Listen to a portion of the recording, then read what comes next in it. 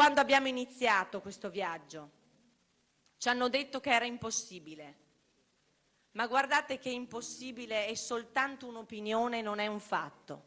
È un'opinione, non è un fatto.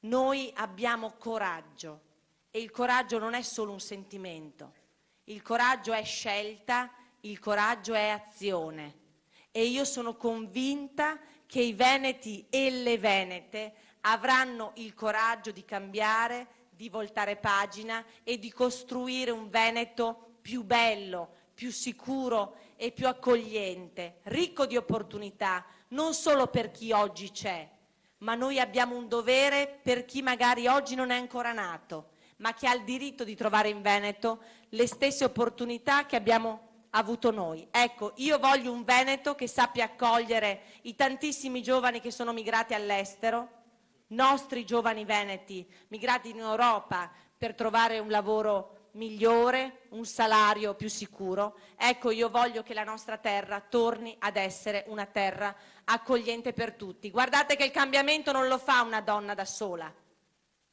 Il cambiamento lo faremo tutti insieme, come lo sta facendo il governo, lo faremo anche qui in Regione. E io sono convinta che insieme a questo governo e insieme all'Europa noi faremo sì che il Veneto torni ad essere la vera locomotiva per il Paese e per l'Europa.